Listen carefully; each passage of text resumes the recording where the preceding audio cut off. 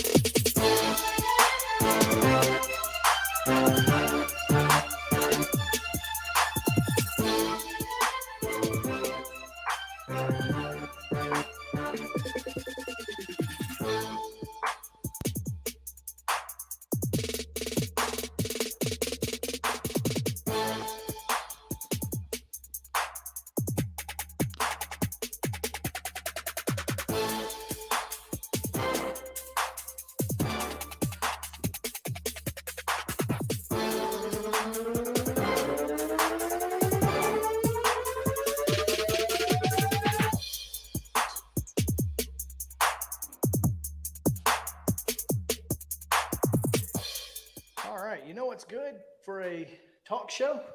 Microphones. They're important. And we were not prepared. Good to have them. We were not prepared. Listen, we were involved with some other stuff, and all of a sudden it's like, oh, the countdown's on, and, yeah. and we're just not paying attention. Goodness, yeah. Well, you know, it's funny because that's the type of day that has been in college sports, in pro sports, is particularly college sports, and it's been hectic. It's been dysfunctional. So what better way to start today's show than hectic and dysfunctional? There we go. We're just on brand. No big deal. We're on brand today. And that is what we have for you. Obviously, it's Wednesday, and Heather Williams is set to join us. We're not sure exactly what time she's going to hop in, but when she does, we'll get to her. That's how it works. And we also have scheduled to join us at 3 o'clock, C.L. Brown of the Courier Journal in Louisville, and formerly of the Lexington Herald Leader. No, this is the second time at Louisville. Oh, okay. No, he was over in North Carolina in between. Gotcha. Okay, Yeah. I thought he was at Lexington before, but that's right. But we'll talk a little ACC. It's ACC preview day, and maybe one day we'll have CL on to talk about what he, is born to talk about, and that's hoops. But so far it's been horse racing and football. So he's he's a man. well-rounded, He's but- a man of many talents. So yeah. It's like, man, maybe one day we'll get to your wheelhouse. But Well, actually, right now, I'm not sure how much people in Louisville want to talk about basketball anyway. So exactly. And we also have scheduled to join us. Now, this is as scheduled as can be, and that is Randy Peterson of the Des Moines Register. They've got an absolute bombshell happening right now. News is breaking all day long. So we're hoping. Yeah. One, we're hoping to have him. And two, if we get him, it's going to be a fantastic It really is. It's going to be a high risk, high reward. It will, in fact. If we get him, it's going to be a segment you're not going to want to miss. You're not going to want to miss it. No, absolutely not. And of course, it's Wild and Wacky Wednesday, which clearly we've got a couple from the get. A couple really great stories in Wild and Wacky. So I'm excited to get to those as well. So again, a lot going on today. It's a crazy, crazy day, but we're here. We're glad you are. We'll be here until 4 o'clock. So let's get to yesterday's results and today's schedule on the rundown. This is the rundown. Major League Baseball action from Tuesday. The Braves evened their series against the visiting Angels with a 5-1 victory. The Phillies defeated the Marlins 3-1. It was the Brewers 6, the Nats 4. Cubs 20, Reds 9. And the Astros, behind a no-hitter from Framber Valdez, blanked the Guardians 2-0. In minor league baseball action, Sounds opened their series at First Horizon Park against the Durham Bulls with a 6-4 victory. 6-run sixth. Oh, there you go. Gotta love that. 0, 0, 0, 0, 0, 6, 0, 0, X. X. Didn't even know it. That's it. That's wild. Just the X. Didn't need it. WNBA action last night. Connecticut downs Minnesota, ends their winning streak 79-69. It was Fever with a 1-point victory over Phoenix. Las Vegas takes care of Atlanta pretty easily, 93-72, and the New York Liberty with a 76-69 win over Los Angeles. Women's World Cup play, it was Sweden 2, Argentina 0. South Africa edges Italy 3-2. France doubles up Panama 6-3, and Jamaica advances with a draw 0-0 with Brazil. I knew it was coming. I did not do it on purpose. When I said with, I was like, crap. But it was not on purpose, I swear. The American Legion Southeast Regional Tournament over in Asheboro, South Carolina at 6:30 today. Our time, 7:30 in North Carolina. Columbia Post 19 takes on the host, Randolph County Post 45. Major League Baseball action today already in the books. The Braves with a 12-5 win over the Angels. 12:05 start for Milwaukee and the Nats, so it's 2-1 Milwaukee in the ninth. Oh, so that one's about final as well. Guardians and the Astros continue their series, tied at 2-2. That was a 1:10 start. Tied 2-2 in the third. Phillies and Marlins at 5:40. Twins and Cardinals at 6:45. Reds and Cubs at 7:05. And Durham and the Sounds at 6:35. And you can see that game on Stadium TV if you so desire. There you go. And I might desire, since the Braves have already played. What else are you going to do? Exactly. Nationally televised. Let's watch it. WNBA action tonight at 9 o'clock. Matter of fact, when the Sounds are done, turn on WNBA. Dallas is at Seattle on CBS Sports Network, and Women's World Cup. You're probably not going to be up for this one. South Korea, Germany on Fox at 5 a.m. Also at 5, it's Colombia and Morocco at 5 on FS. You know, but there are those early risers who... Yeah, you might actually get up for this one. You don't have to be up for, like some of those that started at 3 in the morning. Yeah. You got to stay up. For this one, you can get up. There you go. So yeah, get up. It's game day. And that's gonna do it for the rundown.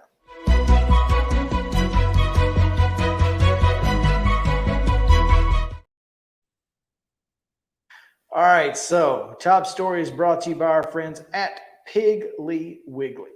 The and big pig. Don't forget to go to today, starting today. Oh yeah, is the truckload, the big truckload meat sale. Oh yeah, at Piggly Wiggly. So make sure to go check that out.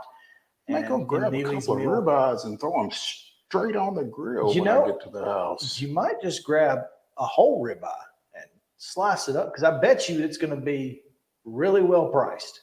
You might be able to get you a whole ribeye, get 8 or 10 steaks for $35, $40. That's a good deal. I did that not too long ago, and I mean, we ate steak once every 3 days. Well, it never gets old. Well, you can get a steak. You get that whole ribeye, right? You cut that up, and then you get a bag of baking potatoes. That's $45, and you've got 5 meals at least. And here's the deal. Jody's going out of town Saturday So you'll for have about 10 days. 10 meals. Yeah.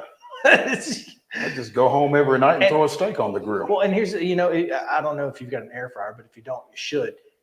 Cut it up into squares, throw it in the air fryer at 400 for about 10 minutes, and it's perfect. Medium rare, and you've got steak tips. See, that's my thing. I've got an air fryer, but I'm not really, really well versed on how to use it. Once you figure it out, it is. Oh, it's a game changer. It's a game changer, and it took us a little while to figure especially it out. with fried stuff. Bacon is good in it. I've not done bacon in it yet, but I can't do the fried stuff. It doesn't make sense to me. No. We went to Papado's Sunday and couldn't finish it. So it's always a great way to reheat them. Reheating fried stuff that's what I'm talking is about. the way to go. There's no better way to do it. Yeah, no, not even close. I mean, that is the only way that I'll reheat anything fried. Exactly. So anyway, top story. Oh yeah, sorry, we had top story today. All right, so listen, we've been talking about conference realignment and speculation. Well, the speculation has hit the speculation fan today. Florida State board chair goes on warchant.com's podcast and says the grant of rights with the ACC is the least of our worries.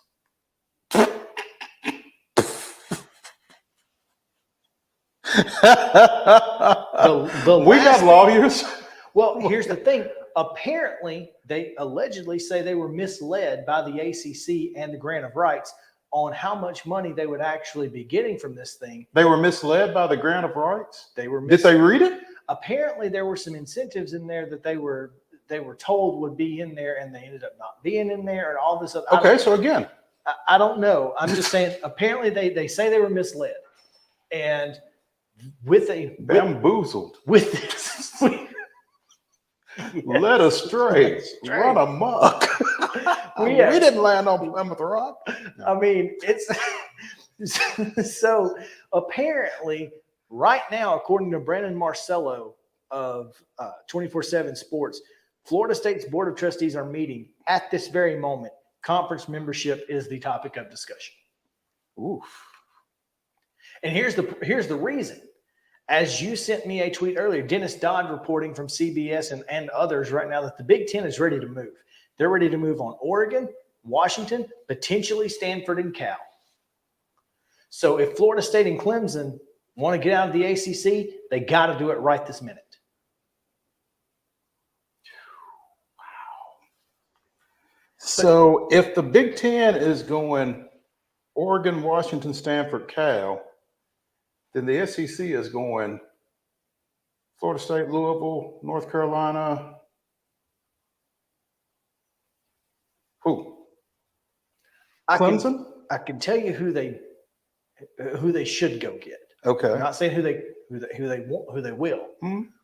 North Carolina, and you're going to love this, and Duke. Because they're not going anywhere without each other. You think North Carolina and Duke, not North Carolina and North Carolina State? North Carolina and Duke are the pair. Really? North Carolina State can kick rocks as far as the Tar Heels are concerned. Huh. And then what do you base that on? Basketball. That's based on North Carolina. What North Carolina is. We're not doing anything without Duke.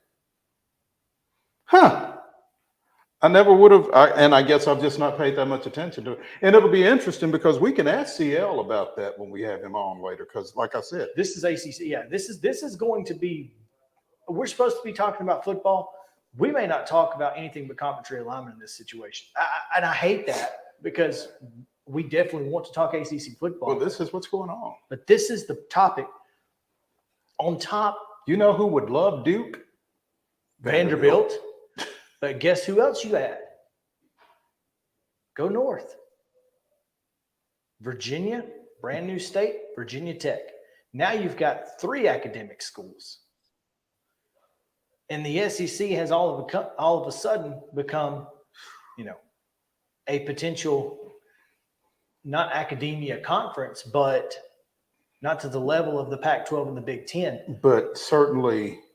But now you feel better about your situation. That's interesting. So then Clemson and Florida State are out there. Clemson and Florida State are out Big there. 12? Well, Clemson and Florida State want to go to the Big Ten, from my understanding. My understanding is that the Big Ten with Oregon, Washington, Clemson, Florida State. Stanford and Cal are the backup plan if Florida State and Clemson can't get in or can't get out of the grant of rights. Ooh.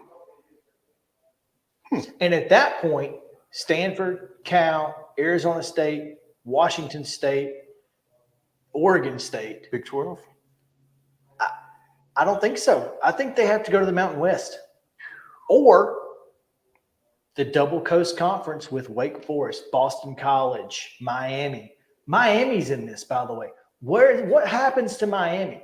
Miami could be an independent. I think Miami could survive as a football independent and go Big East in basketball. Miami is probably one of the only football schools that could do it, but I think they could. Yeah. And UConn's just going, what about us? We were in this discussion the whole time, and now Until they won. You kind of got left. Unless the Big 12 decides to expand further, if they don't get Utah and Arizona State, because they need somebody in the East for West Virginia and Cincinnati, and obviously UConn, Boston College, one of those areas makes sense. But you've got Syracuse, Boston College, you've got Wake Forest, Georgia Tech, Miami, all the academia schools. It makes sense for Stanford and Cal. I'm just saying. That's a lot, man. The SEC is going to be forced into expansion. And I think you have to be careful when you force the SEC into something. Sort of like Nick said. It's not whining, it's a warning. Okay. All right, we're gonna do this. But you ain't gonna like it. Are you sure that's how you want to do? You want to play it this way, that's fine. But are you sure that's how you want to play it? Because we can do that. And I think the Big Ten is probably. I think the Big Ten feels like it needs a splash. Stanford, Cal, Washington, Oregon. Oh, the does Big not Ten make that definitely splash. feels like they need a splash. I mean, just because. I mean, the Big Ten doesn't have anything that competes with it just means more. No, outside of Ohio State. Ohio State is the only institution they have that completes that mantra, because for them it does. Mm-hmm. It does. Football means more to them than anybody else, even Michigan, I think, in the Big Ten. Yeah, well, Michigan's close. Football probably means more in the Big Ten than anything else. And Ohio State football probably means more than anything. But yeah. They're the only institution with the Ohio State. They're the only institution that even comes close to the it just means more mantra. And if they were able to grab Clemson and Florida State, it puts them in the South, for one. It opens up Florida and South Carolina into Big Ten country. It obviously opens the eyeballs. And with Clemson's proximity to Atlanta, it makes sense. I mean, it opens those eyeballs to the Big Ten. I'm certainly going to watch, I'd probably watch Clemson and Michigan play. I'd watch Ohio State, Florida State. Oh, absolutely. Yeah. Are you kidding me? So that's kind of where we sit right now. We're in wait and see mode, but the rumor. But we may not have to wait very long. We may not have to, by the time CL Brown comes on, he may be in the middle of writing a realignment story. Well, I hope not, because if he is, he ain't coming on here. Yeah. I mean, It is absolutely nuts how quickly this has kind of come about. This is 2 years ago. That's the way Texas, Oklahoma just came up out of nowhere. At least we got a little heads up on this one. We've said all along that the grant of rights seems to be ironclad. It appears that may not be the case after all. That's your top story. Piggly Wiggly, Neely's Mill, truckload meat sale. Go get you some. Go get you some. We'll come right back with Heather Williams talking a little NASCAR on the other side of this break on Main Street Sports Today, presented by Mid-Tennessee Bone and Joint. Y'all stick around.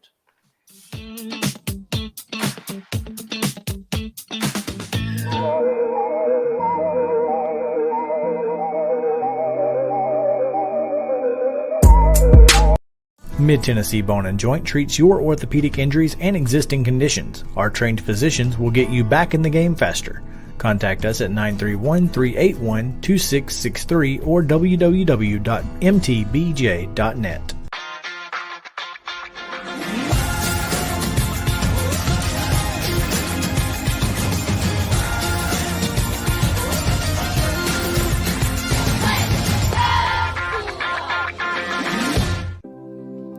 Custom Stone Handler supplies over 600 distributors and suppliers with quality stone products. Along with River Stone, we produce and distribute over 100 building, landscape, and other bulk products.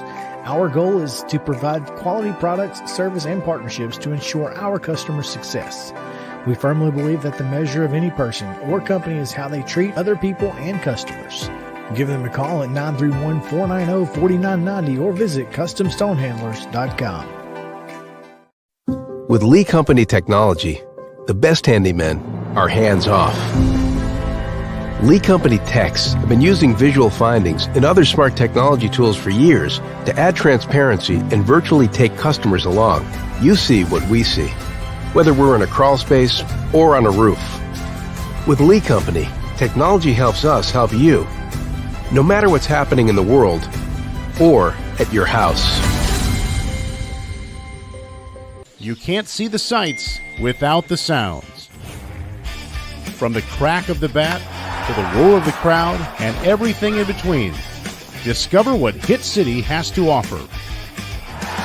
Spend your nights cheering on the Nashville Sounds at First Horizon Park with giveaways, fireworks shows, theme weekends, and more. Single game tickets are on sale now. Visit NashvilleSounds.com to claim your seat today. Piggly Wiggly, located in Neely's Mill Shopping Center, is Columbia's locally owned and operated Cost Plus 10 grocery store dedicated to serving the community with low prices and smiling faces. Piggly Wiggly offers fresh, hand-cut meats daily as well as daily hot plate lunches from their deli counter. You're certain to see smiling faces and a helping hand when you're here at Piggly Wiggly. Come by and check out our fresh produce, high-quality meats, and more. Down home, down the street, we'll see you at the Pig. Mid-Tennessee Bone and Joint has been the official sports medicine provider for Murray County Schools for more than 40 years. We specialize in orthopedic service, and our Ortho Quick Walk-In Clinic lets you bypass the ER. Visit us online at www.mtbj.net.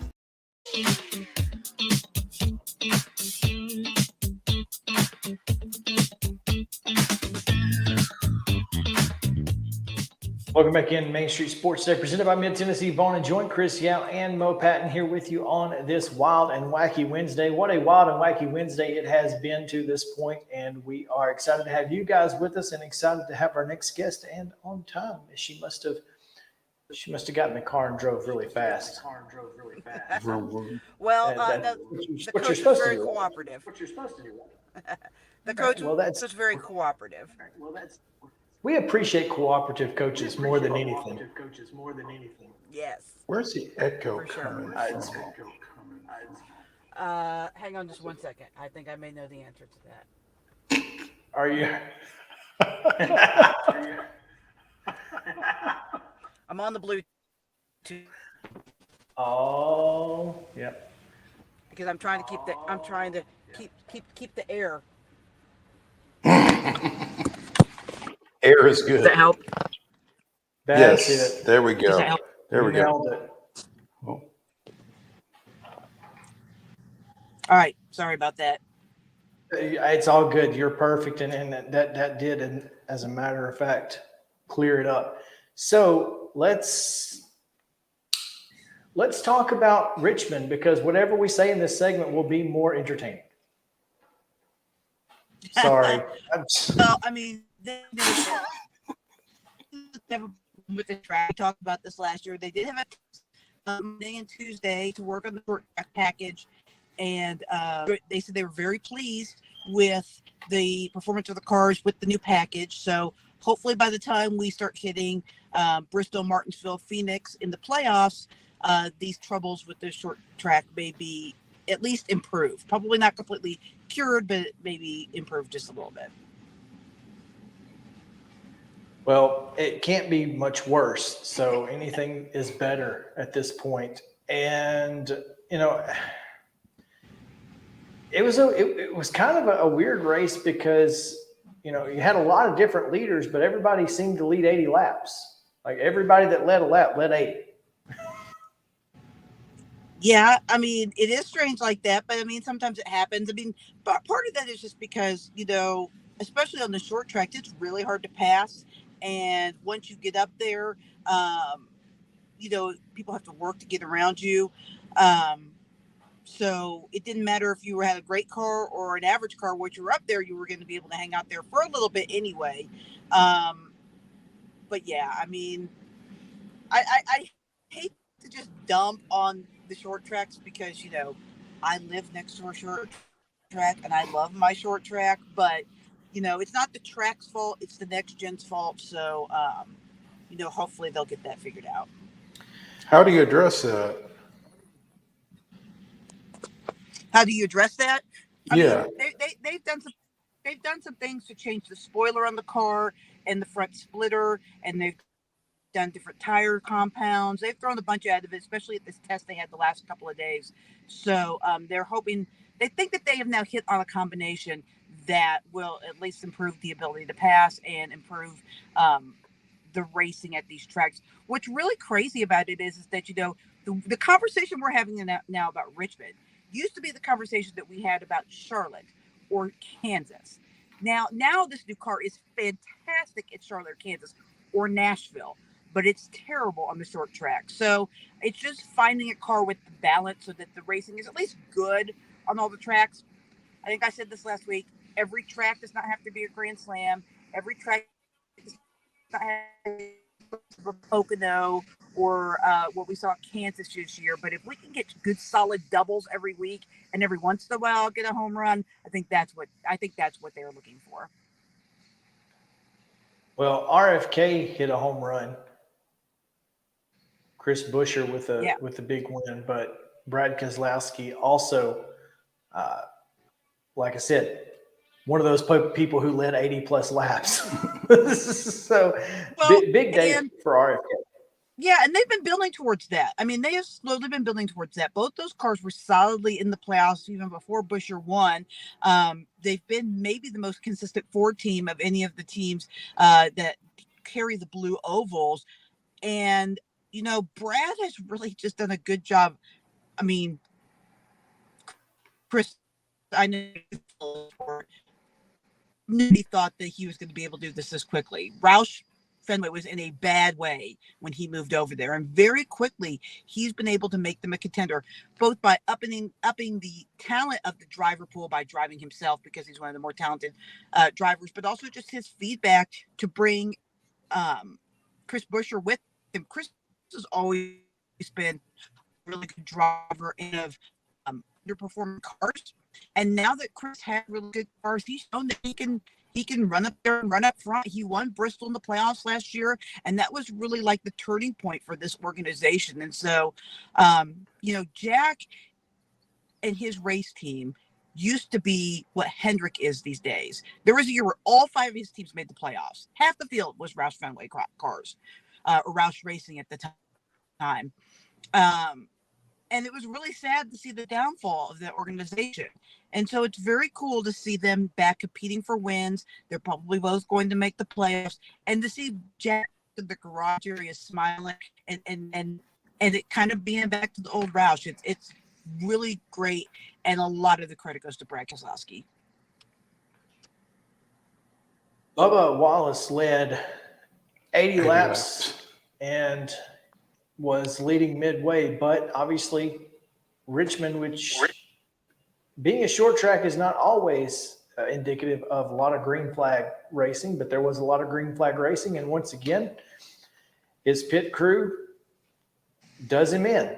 And not just, and then teammate Tyler Reddick makes a boneheaded mistake and costs himself a shot at a win. So outside of that, though, 2311 had a pretty good day. They did. And, Bubba's still a very young man. So, I mean, this is like 80 years down the road, but I swear on his team's tombstone, it's going to say his pit crew let him down. It is just, it's crazy the amount of times he's been up front and they've made a mistake. And look, they actually corrected a lot of the mistakes they had last year. So that's a little harsh, but I mean, it does seem to be something that happens to him more than it does to other drivers, which is kind of unfortunate, but also kind of the growing pains of last year leasing pit crews and this year making the transition, having their own guys. It's work to get and find the right combination. So, that organization is so close to just busting out, especially Bubba. He had kind of a rough stretch there where they were on the road courses and the street courses, because admittedly that is not his strength, but he has been on the verge of a win for a while. And he's got himself, assuming we don't get 2 new winners in the last 4 races, he's got himself solidly into the playoffs. I would say he's just about to the point where it would take something pretty dramatic for him not to get in on points. But there are 4 races left, and that you can get 2 winners. So, I mean, as long as those winners aren't Brad Keselowski and Kevin Harvick. Well, if they are those 2, that's perfect, because they're exactly. That's right. What I'm saying. Those are the 2 people who can win. Right. But we are going to a string of 2 road courses in these final 3 races too. And there are guys sitting right there on the other side of Bubba that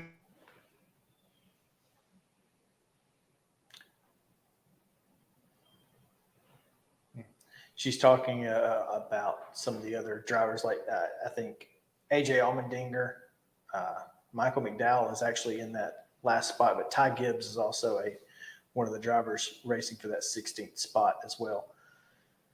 And there are 4 races left. Sunday's Firekeepers Casino 400 at Michigan should be fun. And Kevin Harvick was the last person to win there. So that's good, right? Right. Yeah. And again, as long as you don't have any new winners here over the next bit. Yeah. So exactly. Well, I mean, again, Harvick and Keselowski are allowed to win because they're already ahead. Mm-hmm. So those 2, they're good. We don't care if they win.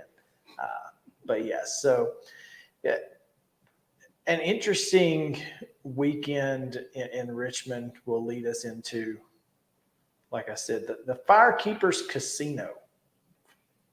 Yeah, that's a Firekeepers. I like it.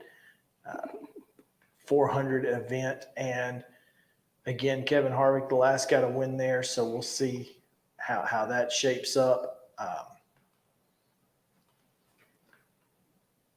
Not a lot of news in NASCAR this week, Mo.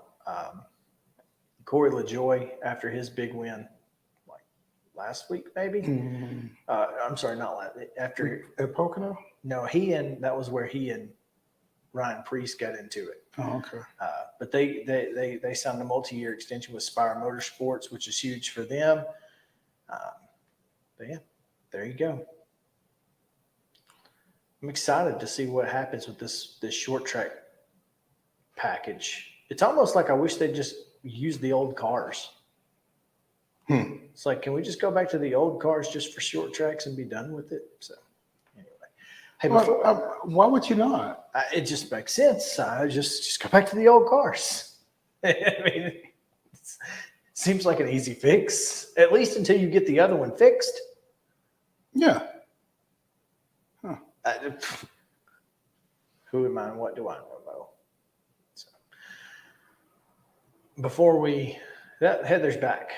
Oh. There she is. Heather, why can't they go back to the old car? For the short track. She was back. Oh, Can you her guys phone- hear me now? We can. Okay, well that's good. My phone just overheated. It decided it had enough. And, I was just having that conversation with somebody else about, well, I guess it was Ben Arthur that was talking about having to be careful with his Outside. phone out at camp and that kind of thing. But yeah, Heather, what Chris was asking you was, why can't we just go back to the old cars on the short tracks? Mainly because the teams don't have the inventory anymore. Most of those cars have been sold for parts or transitioned into Xfinity Series cars or show cars or what have you, but they don't really That's their exist fault. anymore. So they would have to build brand new cars. Plus, there's a lot of I know there's been a lot of knock on the next gen car for the way that it absorbs hits when it goes into a wall or whatever, but there have been a whole lot of other safety innovations that have been added to this next gen car that I don't think they want to take a step backwards in safety and go back to the Gen 6 car. So yeah, I mean it's a combination of things, but I'm hopeful. I'll be interested to see how when they get to Bristol how the cars perform, because they seem to be really excited about the way the test went Monday and Tuesday in Richmond. Well, look, I'm glad. Whatever it takes to get there. Just whatever it takes to get there, because it's becoming, and this is exactly what you said. Those 1.5-mile tracks that we used to say, "Gosh, this is so boring. Nobody wants to watch this. We need fewer of those," so we got rid of them. And now the 1.5 mile is the best thing you can have for these cars. More Be short careful tracks, what you wish more for, short right? tracks, more short tracks, more Mhm. short tracks, and the more short tracks we get, the worse the racing is. So hopefully they can fix this thing before they have to bring back Kentucky. Hey, maybe they Yeah, just and I bring back Kentucky. I think it's funny because people are clamoring for, and I mean, not disrespecting the fairgrounds. I would love to see them go back to the fairgrounds, but the fairgrounds in North Wilkesboro, the way the cars run right now, that would be the worst thing you could do. North Wilkesboro, it was cool to be back there. That race was atrocious. That race was so awful. And so, Blasphemy. what that?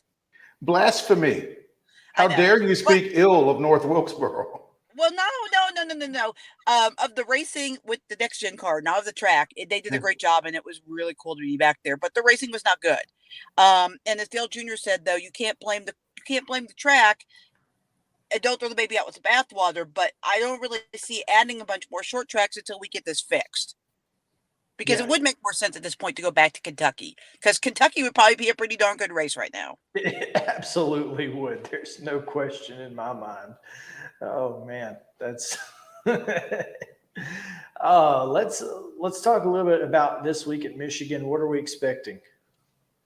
Probably a pretty good race because it's a bigger track.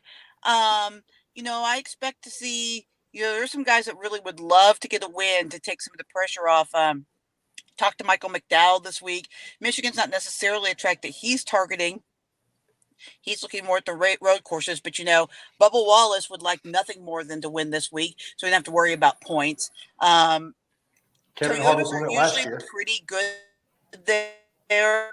The Fords are usually really good there. It's generally not a great track for the Chevys, but look, this is a track where bragging rights for the manufacturers are everything, because Ford and Chevy are headquartered there. So they want to win in Detroit. And so, Michael told me everybody brings their best car, whatever car they think is their best car, whichever they think is the fastest, is the raciest, can pass the best, whatever that is, whatever they're looking for, they bring the best one there. So I think it could be really exciting, because especially for like a Bubba Wallace or maybe like a Daniel Suarez, this could be their last chance. They may feel like to get a win. Although Daniel's pretty good on the road courses, I guess specifically Bubba and maybe like Alex Bowman, their last chance to get a win before we hit the string of road courses in Daytona, where you don't want to be going into that needing to win. That makes a lot of sense. And of course, sitting outside the playoffs right now, but always a great road course driver is Chase Elliott. So he's looking to get a win on one of those road courses for sure. But also in that Chevy, they're going to want to win, in Detroit if they can. This is going to be a really interesting race, one of the better races, because like you said, there are 3 or 4 drivers who feel like they need to win, and so the expectation is they're going to drive hard to try and get that. So and like I said, Kevin Harvick won it last year, so that's obviously not, he's a guy who needs a win to get in. So it's going to be fun, Heather. Yeah, for sure. I mean, and I think that Kevin would like to win just to kind of quell the fears about how bad Stuart Haas has been this year. If he can get a win, I think that will, make him feel a little bit better. He's probably going to get in the playoffs, but I think that would make him feel better going into the playoffs. All right. There you go. Heather Williams, WCYB TV. We appreciate it, as always. Regular guest here on Main Street Hang on Sports. just a What second. you got? Where were you? Yeah, what are you working on? What do we need to look out for? Yeah. Well, I was at a school called Holston High School, which is near Damascus, off the Appalachian Trail, and there's no cell service out there. I'm now sitting in the parking lot of Patrick Henry High School, where the coaches just text me, "When are you getting here?" So. Oh, well, I guess you need to tell them now and get on in there. So you're on the Virginia side of the border then? I am on the Virginia side. We've previewed all but just a couple of our Tennessee schools. We've already knocked them out. Now, do they both start the same week? Or does No, Virginia they just start start a a week week later? after Tennessee. That's what I thought. Okay. Yeah. All right. Man, that working on a border like that's got to be crazy. I don't envy you at all, but have fun with that, and we appreciate you taking some time. Tell the coaches at Patrick Henry High School we said hey. We appreciate your time. Will do. We'll talk to you guys later. All right. Thanks, Heather. Yeah, as long as it took me to learn Tennessee's playoffs and Tennessee's all the things that go along with that from Alabama. Back in another life, I applied for a couple of different high school opportunities outside the state, and I thought, I'm not trying to learn another high school system. It's not easy. It's not easy. Yeah. So I mean, it was a completely different world. It took me 3 years to figure out the basketball stuff. In baseball, just forget it. Yeah. You know what? Having worked with you, there's still some stuff you hadn't figured out. There's no question. I'm like, look, I'm still calling folks and asking questions. Like, hold on, what do you mean? Are you serious right now? This is how it works. Yeah. The best thing about Alabama is that every playoff system is the exact same. It's all 64 teams, and they play for a championship in 6 classes. Then you got 32 in Class 7, and that's it.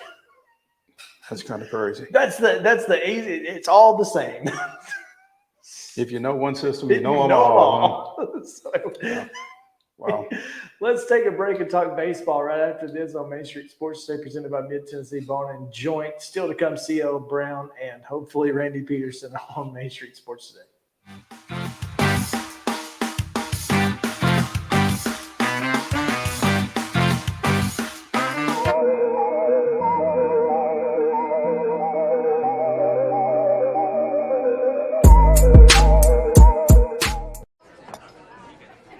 You've been putting back a few, and a few becomes a few too many.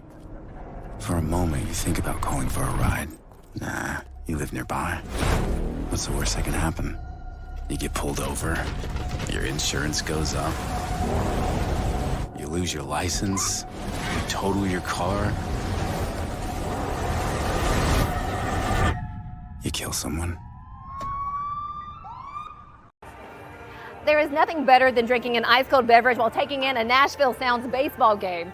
Hi, I'm Stephanie Miller with Mornings on Main Street. The Nashville Sounds and Main Street Media Television have teamed up to promote Sunday Family Fun Day here at First Horizon Park, each Sunday home game. Just go to your favorite Main Street Media website and click on Sounds Main Street Media Day banner to register to win free tickets. And then we'll see you here at the ballpark. Tired of hanging lights every year? We get it. That's why Southern Nights is here to help. We install programmable lighting on your home or business so you can enjoy beautiful, customizable lighting all year round. No more ladders, tangled lights, or cold nights outside. We do the work, you do the celebrating. Call Southern Nights today and take the hassle out of holiday lighting forever. For a free quote, give us a call at 931-241-3074 or visit our Facebook page at Southern Nights. Y'all, I'm serious right now. They have a... Let your child play like the pros this fall season and join Titans Flag Football in their NFL Flag Football League. Titans Flag Football is no contact, easy to learn, convenient with teams meeting once per week for practices and games on Sundays. And we cannot forget, it's ridiculously fun. Teams are co-ed with ages from pre-K through 8th grade in select locations across Middle Tennessee. Visit TitansFlagFootball.com and sign up before registration closes on September 4th. Let's play together and win together this fall season with Titans Flag Football. Y'all, I'm serious right now. They have a dragon here. I saw it. But no, they don't. There's no such thing as dragons. I swear, I saw it. It had huge claws. Get out of here. It had eyes as big as the moon. Come on, I'll show you. Wait up.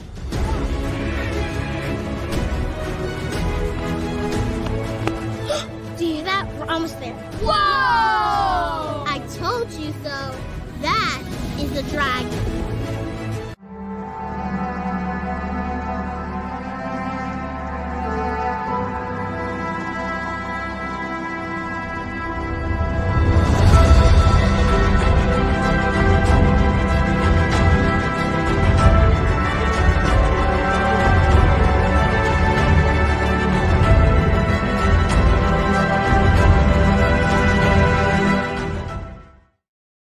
August 2nd, 1959, Bill Bruton hit a pair of 3-run triples and Lou Burdett went the distance as Milwaukee defeated visiting St. Louis 11-5 and salvaged a split of a doubleheader. Bruton tripled with the bags jammed in both the first and the sixth, with Felix Mantilla adding a 3-run homer in the fifth as Burdett scattered 9 hits and allowed 3 earned runs in the win, following the Cardinals' 4-3 victory in the early matchup. That was this day in Braves history.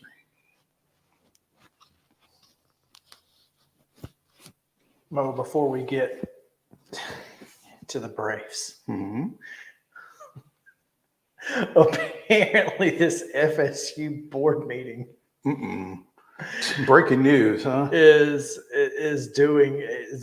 just approving a bunch of budget stuff, and the speculation around item 4, Seminole Boosters Incorporated loan, is around buying a plane. Tired, plane tracking season. Wired, plane buying season.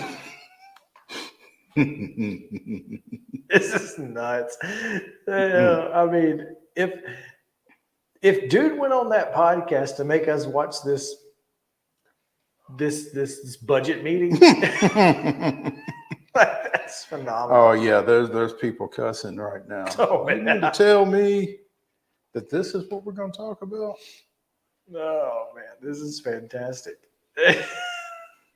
Better them than us. We, of course, are not satisfied with our current situation. We love the ACC. We love our partners at ESPN, FSU President Rick McCullough via Nicole Auerbach. Our goal would be to continue to stay in the ACC, but staying in the ACC under the current situation is hard for us to figure out how to remain competitive unless there was a major change in the revenue distribution within the conference. We've explored every possible option that you can imagine. We continue to explore all of those options. Braves win. Braves win. Braves win. And it's pretty big considering losing that opener of the 4-1 series to and yeah, the offense was just not there in that opener, but it certainly got there by the end of the series. I mean, after getting beat 4-1 on Monday night, they bounced back with a 5-1 victory last night and won today 12-5. So what's that, 17-6? I mean, this offense, I don't know what there is to say about it that has not already been said, other than the fact that they now have 9 guys with double-digit home runs, and one of the guys that has not reached double digits has 9. And one of those 9 is the longest of the year by a Brave. Acuna had a great game. Michael Harris had a great game. just a all-around great performance. And up until the middle of the 6th inning, pretty good day from Yanni Chirinos. Yeah. I think they just wanted to try to get him through 6 and just take another inning off of the bullpen, and couldn't quite get him there. And then Tonkin had a little hiccup, but again, they had some room to work. Apparently the defense did too. Mhm. Apparently the defense had a little hiccup too. Yeah. So there's that. But 6 home runs last night and today. That's unreal. It really is. Max Fried is scheduled to go Friday, by the way, against Has Kyle that been Hendricks. announced? Has there been an announcement made? Has Brad Hand been activated yet? Is he there? You know, it's a great question. No. I don't have believe not he seen is. an activation for Brad Hand to this point. Because I mean, I'm one. You know, they've got some decisions they're going to have to make with that bullpen. Again, Chavez is going to come back at some point. Dylan Lee is going to come back at some point. And Hand, you didn't trade for this guy to not activate him. Kyle Wright's going to come back at some point, which is probably going to push another pitcher out. Well, I'm looking more at this bullpen situation than anything. You're still going to push a pitcher out, and it's probably going to be a bullpen arm because there's no I starting don't know pitchers up. how many starters do they have on the roster? That's what I'm saying. To make room, you're going to have to push somebody out. I mean, it's a great job. It's a great problem to have, by the way. It is a great problem to have, but you got to make the right move. And it may just depend on who's got options. I feel like, as I texted you earlier today, I feel like Tonkin and Ben Heller are going to be the odd guys out when it's all done. Okay. I think Ben here we Heller go. definitely is. Here we go. Okay, so Brad Hand is on the roster, and Dice Bell Hernandez went on the 15-day IL with a right forearm strain. Joining 3 other Atlanta relievers sidelined with various ailments, according to AP.com, APnews.com. So, Fried has not officially been announced, but it is expected that he's going to start Friday. Well, it's by all indications, it's going to be Max Fried. Bryce Elder on Saturday, Morton on Sunday against the Chicago Cubs, which obviously has been playing well of late, scoring 20 runs against the Reds last night. 2-0. A 20 twin. This is a little for my cataracts. It's Park. Golly. Yeah, I mean, this is going to be a really interesting situation the Braves find themselves in with this bullpen, because again, you're going to have to make the right moves, and not every. I mean, you've got some tough decisions ahead. Does Jesse Chavez, does he make that roster? As good as he was pitching, he probably should have been an all-star. Mm-hmm. How long can you feel like Jesse Chavez gives you an real good innings in the postseason? To me, I think he's probably among your best options. No question. But only in Atlanta. This guy he's put any other uniform on him, and he's just he ain't gonna be wearing no other uniform though. So. Right. So it's almost as if you kind of have to pretend like those other numbers don't exist. They don't. And just look at what he's done the last 2 years in Atlanta. 3 years, I guess. Oh, by the way, Milwaukee All-Star closer Devin Williams blew the save in Washington a little bit ago as the Nats come back for a 3-2 victory. The Brewers cannot get out of the NL East quick enough. Yeah. I mean, we broke the Brewers. Contreras, Santana, Adames, and Canha all went over. A combined 0 for 15. Canha. Yeah. Who they got from the Mets. The Mets in full sell mode. Oh.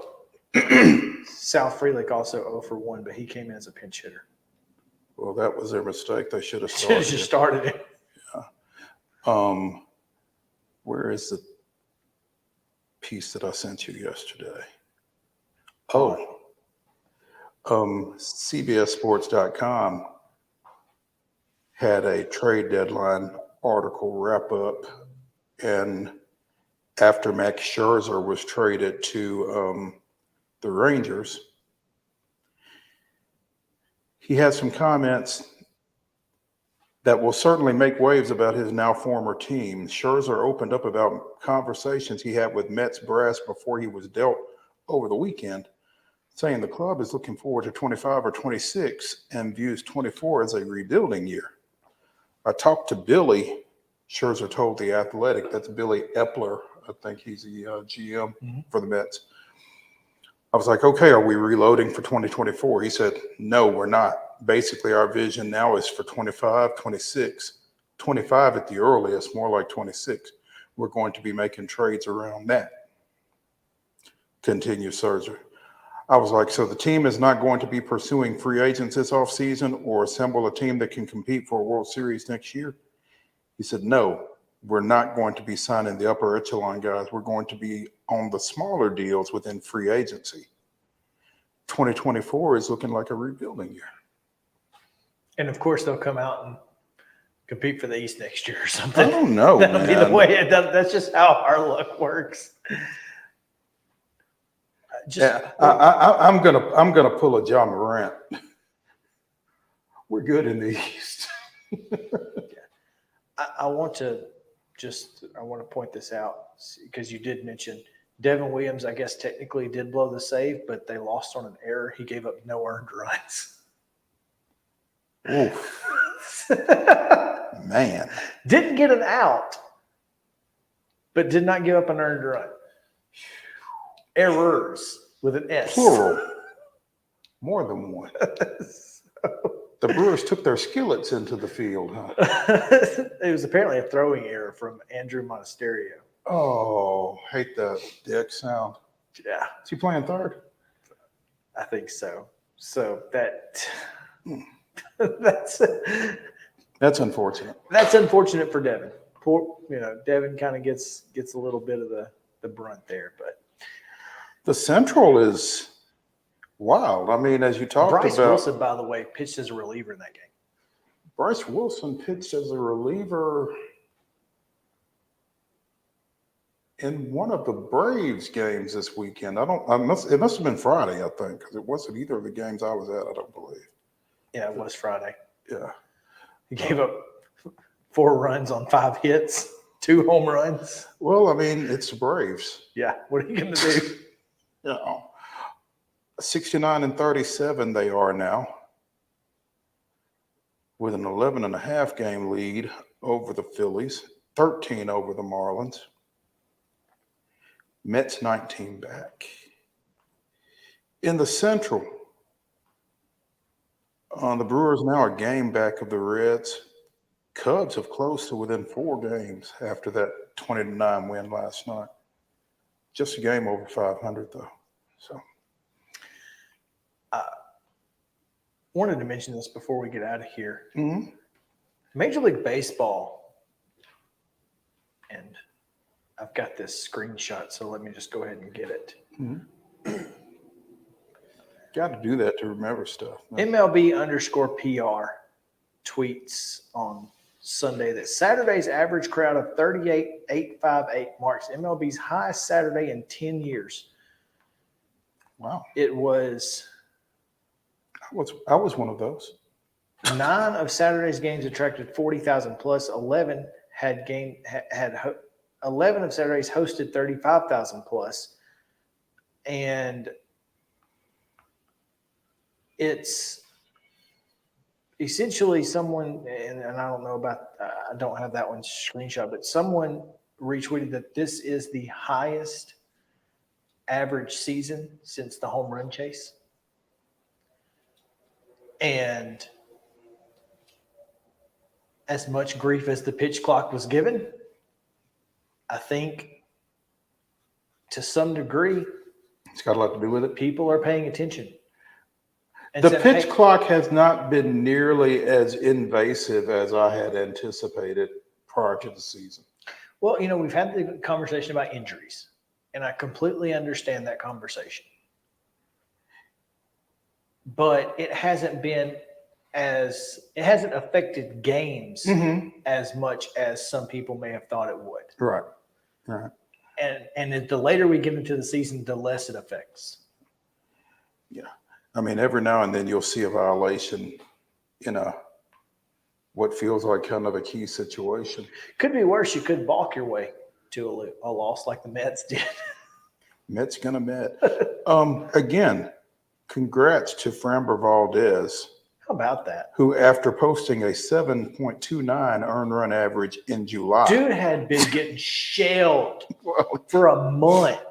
Nobody was more glad to see the calendar flip than Valdez, who blanked Cleveland 2-0 on a 93 pitch no-hitter. That's a Maddox. Hey?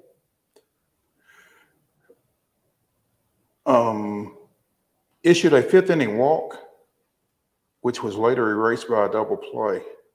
So he faced the minimum. God, that's brutal. One walk away from a perfect game. I guess you don't want to think about it that way if you're Framber, but there it is.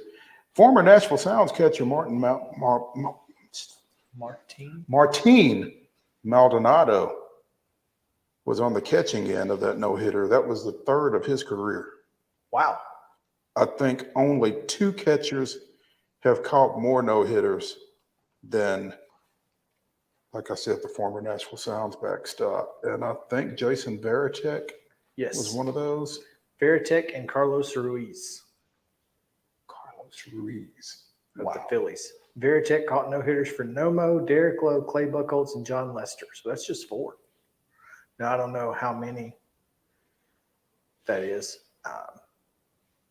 He also caught a rain-shortened 5-inning unofficial no-hitter for Devern Hansack. Ruiz caught 2 for Roy Halladay, including a perfect game. That ain't bad. Yeah. That's good. Yeah. Cole Hamels and a combined no-hitter from Hamels, Jake Dykman, Ken Giles, and Jonathan Papelbon. So they've each caught 4, and Maldonado's caught 3. Before MLB redefined no-hitter, Ray Schalk had long held the record of catching 4 no-hitters, but his first 9-inning no-hitter ended with a hit in the 10th inning. Is that a good? Who was he catching? Does it say? No. Oh, okay. Roy Schalk. Yeah, he was with the White Sox apparently. So, anyway, that's wild. Wild it is. 5 and wacky. So, Varitek and Carlos Ruiz with 4 each. Yeah. And now Maldonado with 3, right on their heels, calling great games.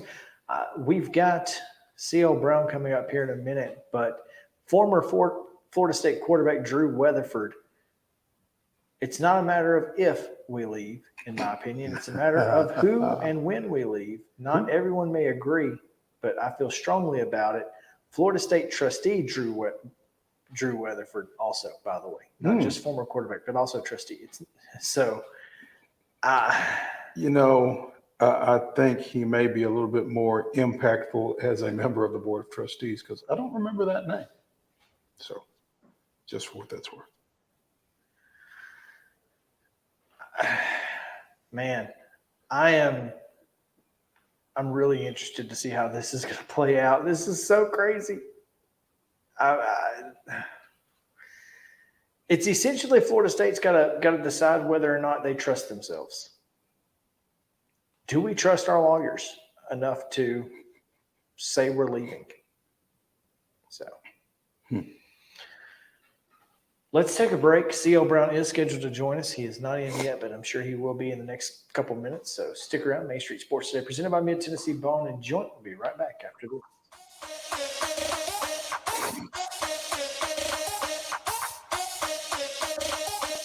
Mid-Tennessee Bone and Joint treats your orthopedic injuries and existing conditions. Our trained physicians will get you back in the game faster.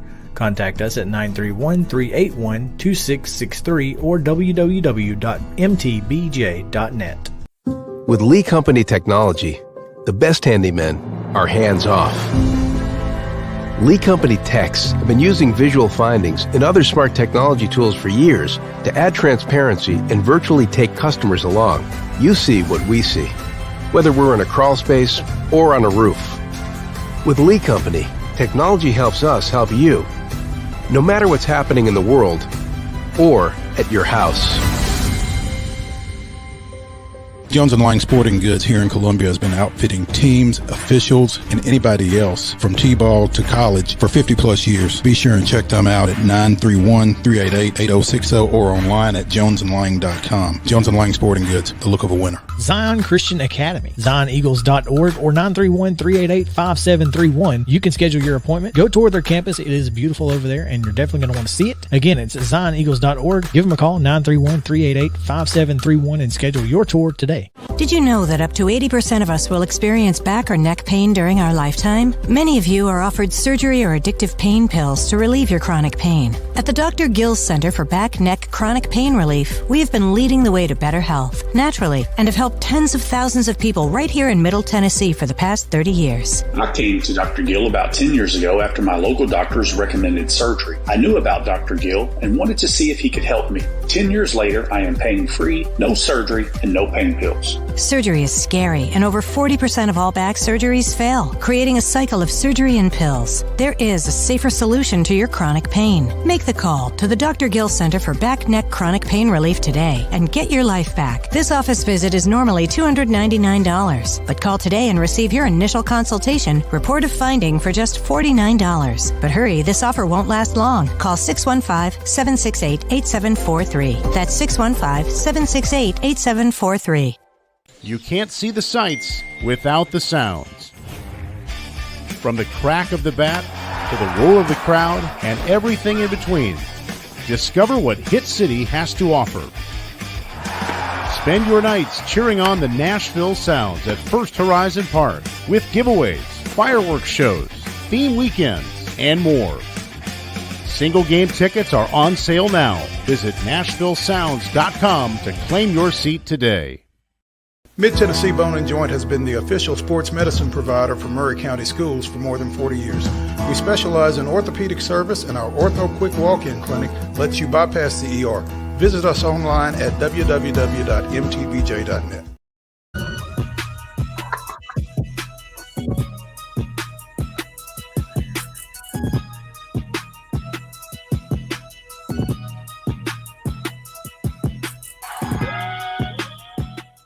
Welcome back in Main Street Sports Today, presented by Mid-Tennessee Bone and Joint. Chris Out and Mo Patton here with you on this Wild and Wacky Wednesday. And what a Wild and Wacky Wednesday it has been. And we are now going to go to the phone lines where C.L. Brown is standing by to talk to us a little bit about the Atlantic Coast Conference and their upcoming football season. One day, CL, I was telling Mo earlier, one day, CL, we'll have you on to talk about some hoops, since that is your Twitter handle at CL Brown Hoops. But for now, it's horse racing and football. But we appreciate you being well-rounded and taking that time with us. Hey, anytime. I try and dabble in everything. So, Hey, we appreciate it. I was just curious. We've got a picture of you on our title card with a bow tie looking dapper. I'm thinking you are probably not sporting a bow tie today. I am not. It is too hot for bow ties right now. Yeah. Generally, I wait till game days. You know, this is all practice now. I get serious on the game days. It's kind of practice. CL, obviously, when we reached out to you, we were wanting to talk a little Atlantic Coast Conference football. but we'd be remiss if we didn't ask you what you are hearing, if anything, regarding this Florida State potential departure from the conference. What all is going on with that from where you're at?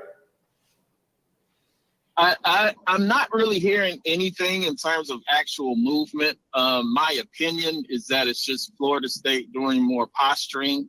And I mean, I think they could get to a point where the ACC is just like, leave, but we're still going to keep this money. You know what I'm saying? The grant of rights, the teams, the schools that have been looking to leave possibly, including Florida State, Clemson, Miami, they've looked into the grant of rights. Like this isn't like something that's just happened over the past week. This has been more like a year plus in the making, of schools that have tried to crack this code and look for a loophole and look for a way they can sue to get out of it. And nobody has done it yet. So I unless they come up with some, kind of off the wall idea that they take to court and just try and make it stick, to get out of it. I really don't see, you're talking about 14 schools, the 7 that got together, and kind of met and it ended up forcing the conference to come up with a pay scale that rewards winning, just to try and make some kind of dent in what they're losing the revenue, the revenue races against the Big Ten and the SEC. But, I mean, it seems to me that it's pretty ironclad that the grant of rights is keeping this league together. And, Florida State, they're like a child at this point, just kind of kicking and screaming. For what? I don't know, like it'd be different if they'd been to the playoffs the last 5 years and, and they were scared they're getting left behind because of the revenue differential. But they haven't even been great. They hadn't been the Florida State of the 90s over the past basically decade. So, get your weight up first, Florida State, and then let's talk about where you're going to leave to. And that's the other thing about leaving. Florida, I'm sure, would contest in the SEC Florida State joining the league.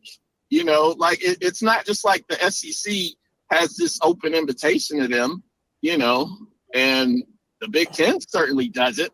So what are you doing? That's just kind of my stance on it. What are you doing, Florida State?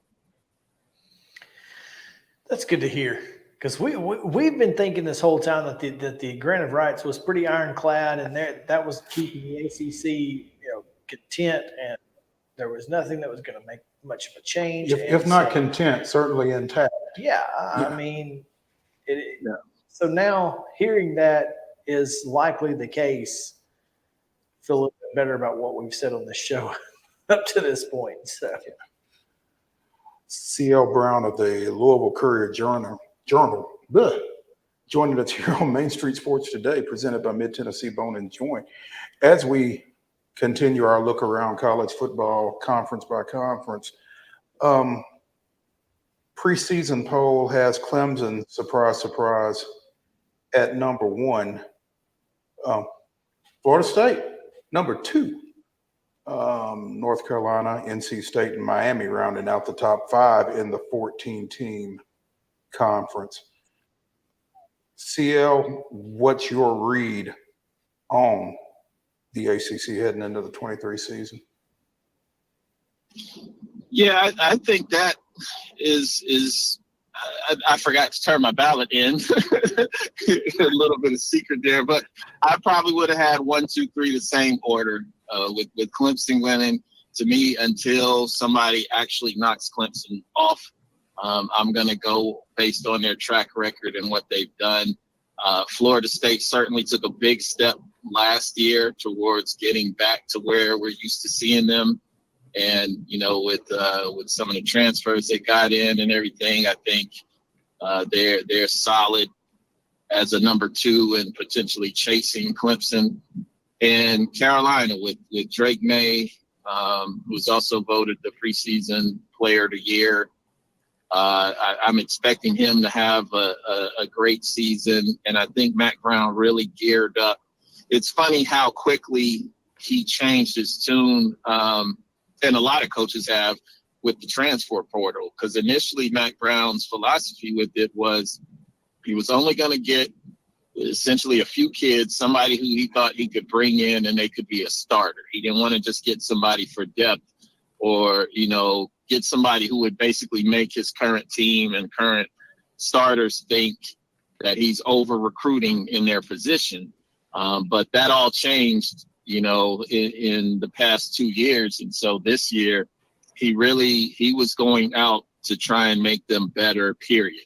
Regardless of who he had returning, if there was somebody out there who he thought was going to benefit this team, then he went and got him. So I think they are geared up to have a good year. Their schedule doesn't help them much. They close out, especially the way they close out, playing Duke, which is a rivalry game, emotional game. And I know people only think of the basketball aspect of it, but it is in football too. Then they have at Clemson, and then they close at NC State, another rivalry, another emotional game. So that's like 3 weeks in a row where they really have to be sharp mentally and, kind of get up for these games. And who knows if they can do that 3 weeks in a row without having some kind of a letdown. But I also think a dark horse in the race, since they dropped divisions in the ACC this year, it's just going to be, one big standing, is Louisville. And Louisville was picked 8th in the league, but they have a very favorable schedule. They don't play any of those top 3 teams. They don't play Clemson. They don't play Florida State, which in the old Atlantic Division setup, they would play every year. And this year, they won't play North Carolina at all. So they play the 5 teams in the ACC that didn't make a bowl last year, and so their toughest games, they are going to play at NC State and at Pitt. And I believe they also play at Miami. Those road games will be their toughest games, but they have a favorable schedule, and who knows, they could end up, they could end up in that ACC championship game in Charlotte come December. I'm looking at their schedule. Like you said, Georgia Tech in Atlanta to open, at home against Boston College, at NC State. They've got Notre Dame in Louisville. Go to Pittsburgh. They've got Duke, Virginia Tech, and Virginia at home, and they finish at Miami in conference play, like you said. So, I'm sorry. They finish against Kentucky, but their last ACC game is at Miami. So that's – if they were to win an ACC championship against that schedule, they've almost got to put an asterisk next to it, don't they? I mean – hey, you play the games that's in front of you. They didn't make the schedule. They didn't. All they did was play. And I'm glad you brought Louisville up. Obviously, CL, you be in there, and I think you're at practice right now. But obviously, there's a lot of buzz around this program finally bringing Jeff Brom home. Yeah. I wrote the column yesterday that this is the first time that Louisville can believe in their coach from day one. It's not a stepping stone job for him. If he has success, he's not looking for the quick exit, the first major, another big time program that offers. Like when he's talking about building this program and the vision for his program, you can believe in it, and you can believe in it long term because this is home for him. Now that's not to say if he has success here at some point, he might seek another challenge. That certainly could happen. But just from day one, unlike, any other coaches that they've had before, maybe going back to Snellenberger, he's in it for the long haul, and he's in it for the right reasons here. So he's got a lot of support. It was kind of funny. He talked at the ACC Media Day about kind of the pressure that comes with that. And that's something that maybe I didn't really think about beforehand, but he's saying from his perspective, he wants to make all of these people that support him in the program, he's trying to make them happy. And the only way you do that is by winning games. So he's putting a lot of pressure on himself being back here to try and get the program back to where they feel like it should be. CL, we, as we looked at the ACC last year about this time, we talked with Wes Durham, and he discussed the state of quarterbacking across the conference and how great that position was throughout the league. I'm not sure that it necessarily enjoys that status this time around. You've got Jordan Travis at Florida State. You've got Drake May, like you said, in North Carolina. But aside from that, who would you say are the top QB1s in this league? And where does Klubnik fit on that list?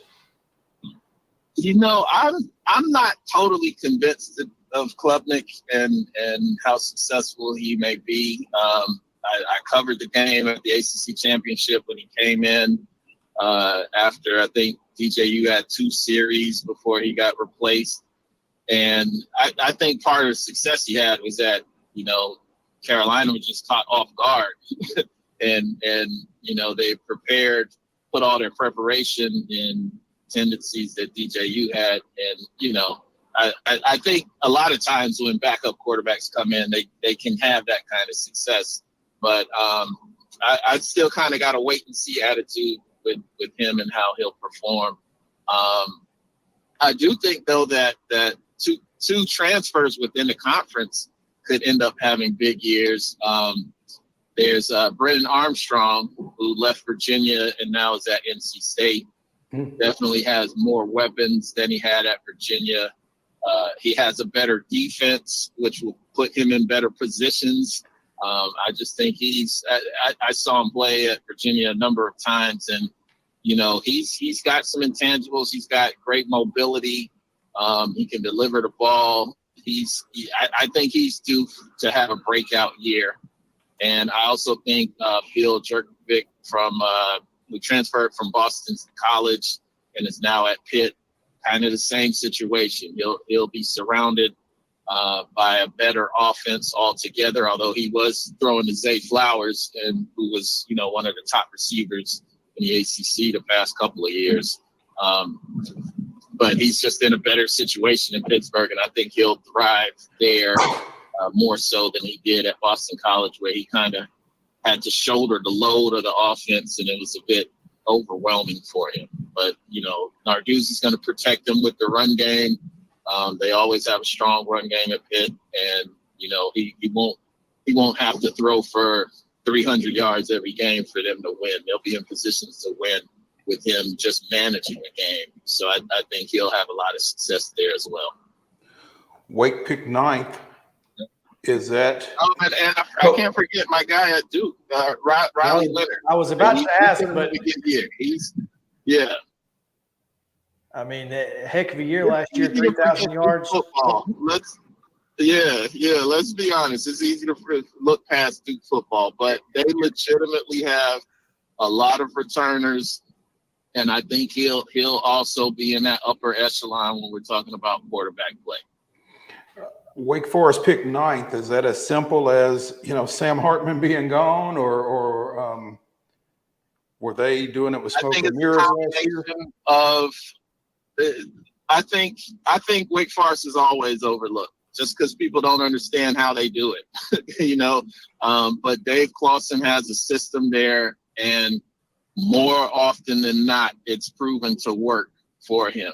But they're just not a program that has players on paper that you look at as this guy is a star and he can do X, Y, Z. They got guys there that they end up developing and who become good players, but you don't see it or expect it initially. And then if you have a player like Sam Hartman who transferred to Notre Dame leave, then, the expectations is, oh, well, Wake Forest just, got the wind knocked out of their sail. Well, it wouldn't surprise me to see them, back competing in the top half of the league. I don't expect them to be in the title game or anything like that. But, I don't see them as the ninth team in the league either. It's interesting because I think that they are a team that is – I think that everyone's giving them a win over Vanderbilt, and I don't know that that's necessarily a smart play. Yeah. A given. Yeah, it's not nearly as given as everyone seems to be. So I'll be interested to see how Wake Forest handles this year because it could go one way or the other. It could go really bad or really good. Yeah. So C.L. Brown of the Louisville Courier-Journal joining us here on Main Street Sports today. CL, thanks for taking time with us, man. We really appreciate it. I always look forward to talking to you and talking about ACC and hopefully the world of realignment doesn't hijack you. Let's hope not. It's hijacking college sports, though, I tell you that much. But we'll see how it all shakes out. No doubt. We're going to take a 1-minute break here. When we come back, Randy Peterson joins us from Des Moines, the Des Moines Register. So stick around here on Main Street Sports today, presented by Mid-Tennessee Bone & Joint. We'll be right back after this quick message.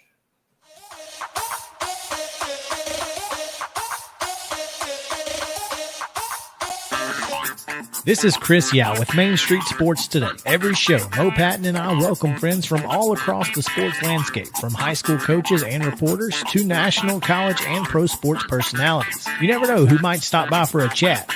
She's on Thinking Out Loud, presented by Regions, and Out of Pocket with Alyssa Lang. It is, in fact, Alyssa Lang. I'm a little nervous. I'm going to lower the bar for guests now. Oh, no. Apologies in advance. It sounds like SEC Commissioner Greg Sankey. You got that radio voice. I do. It's a good sound. Thanks for radio, too.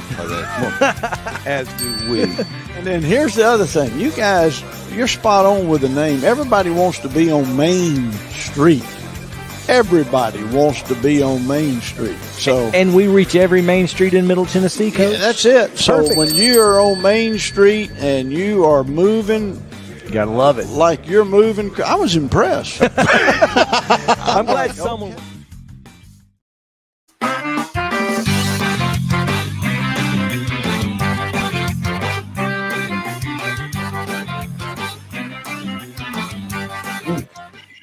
Welcome back in Main Street Sports Today, presented by Mid-Tennessee Bone and Joint. Chris Yao, Mo Patton here with you on this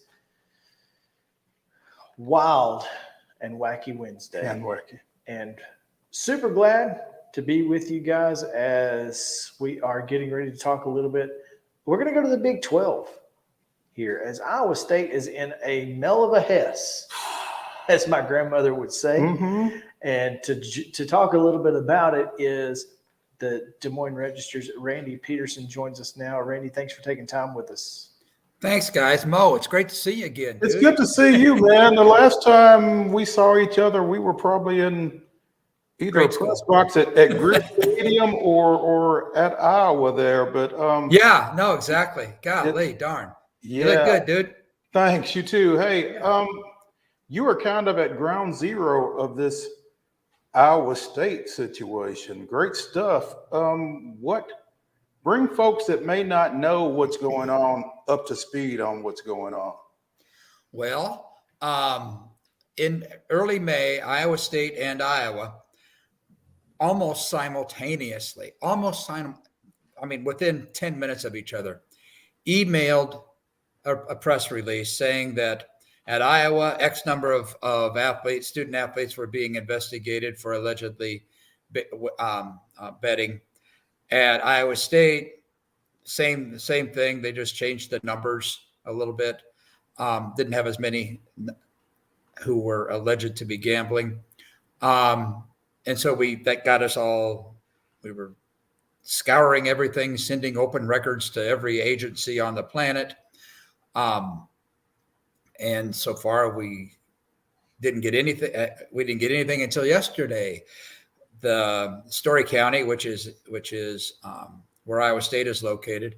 I'd been persistent with the Story County attorney for weeks, months, at least twice a week, asking, is there any update? Is there any update?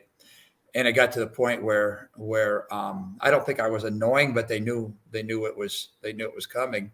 But yesterday at roughly, I don't know, 4:35 Central Time, almost the 5 o'clock news dump, the dreaded 5 o'clock news dump. We got an email, or I got an email from the Story County attorney, and the Story County attorney said that they gave me the 4 affidavits, if that's what you want to call it, of the Iowa State athletes who were involved, including one of them, a former athlete, N.A. Wazarike, who plays in the NFL, or he did. And it detailed everything that they allegedly did, and then they finally released the whole thing. Became national, I don't know, 20 minutes or so later. So that's kind of where we are. The headliner, so to speak, is quarterback Hunter Deckers. He replaced Brock Purdy. And last year he started every game. He wasn't great. Iowa State's offense was horrendous. It cost him the offensive coordinator. At any rate, the starting quarterback from a team that went 4-8, including 1-8 in the Big 12, is gone. Is alleged to have bet not only on games illegally, according to the NCAA, but on games in which Iowa State played. And that includes a game or two in which he was on the roster when Brock Purdy was a quarterback. Hunter Deckers didn't get in that game. But to me, that's the most egregious thing. If you're betting on a game in which you're either played or you're on your team, that's pretty egregious to me. So the guess around here is that unless he's got a very good lawyer, he very much could be done with his Iowa State career at least. So, and they got allegedly a backup offensive lineman was busted. A wrestler, a Big 12 champion wrestler, got it, and as did N.A. Wazarike, the Broncos. I'm sorry, guy. The Broncos defensive tackle has been since suspended. He was suspended before that from the 30 bets on his NFL team. Yes, exactly. So yeah, he was said to have betted on Iowa State. So it's a hot mess. It's up here. Not only at Iowa State, but at Iowa. Found out today that an Iowa backup place kicker was betting on his own games, for example. So okay, but let's be honest. One of his bets was on the under. Here you go. The Skyhawk game, and that's I knew this responsibility. was coming. I knew this was coming. That is betting responsibly right there. I don't care. That's just a good bet. You can't be mad. Ladies and gentlemen, that was Chris that said that. It wasn't Mo or it wasn't Randy. Thank you, Randy. Thank you for clearing me on that. Yes. Yeah, but wow. Hot mess. I mean, that pretty well wraps it up. And we've got media day on Friday. Oh, we've got media day at 10:30 in the morning Friday. How do you think that's going to go? Timing is everything, isn't it? Oh, big time. Oh, big time. I love it. Yeah. And none of these kids will be there, right? Right. Yes, we've already been told that they're going to hand select 20 or so players, which they did the same thing last year when there was nothing going on. But years before that, we've got every player on the team. So they're going to hand select some players for Friday and go from there, because they're not going to want to have anybody there that eventually could end up suspended or whatever. Now, in the case of Hunter Deckers, he's not just facing the end of his Iowa State football career. He's facing criminal charges for tampering with evidence, apparently. Yeah, exactly. Now, what they did, most of the guys, most of the athletes were betting through we're using somebody else's cell phone account or using somebody else's account. So yeah, that wasn't that, and that's how. What, and they were doing it. Now get this, guys.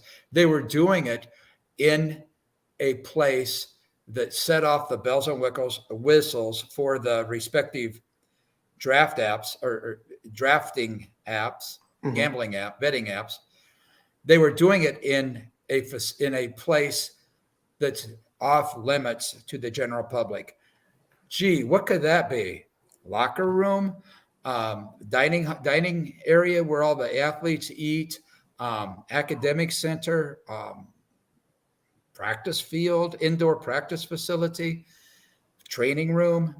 I mean, yeah. So that's what set off the alarms, and that was all included in the affidavits. So that set off the alarms that triggered an investigation, and boom, that's kind of where we are right now.